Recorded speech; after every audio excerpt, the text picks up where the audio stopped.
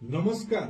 हजुरहरूको यो हिप एकदमै जाम छ, कडा छ, दुखाइ छ भने यो एउटा व्यायाम चाहिँ हजुरले घरको भित्तामा चाहिँ यसरी चाहिँ दुईटै घुँडा खुम्च्याउनुहोस् र दुईटै पाइतालाई यसरी जोडेर भित्तामा यसरी अडेस लाउनुहोस् र दुईटै खुट्टाले पाइतालाले भित्तालाई धकेल्नुहोस्।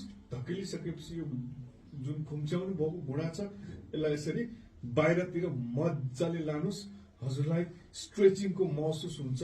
त्यो पोइन्टमा 5 सेकेन्ड होल्ड गर्नुहोस्। 1 2 3 4 5।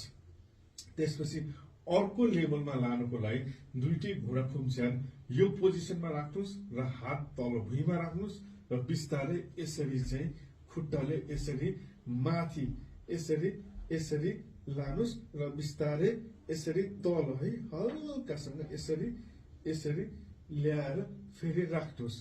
फेरि यसरी माथि लानुहोस् भित्तामा यसरी खुट्टाको मद्दतले यसरी यसरी र बिस्तारै यसरी यसरी तल यसरी ल्याउनुहोस्।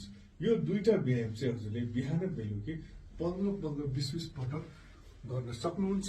भिडियो मन परेमा लाइक, कमेन्ट र सेयर गर्न नबिर्सिनुहोला। धन्यवाद।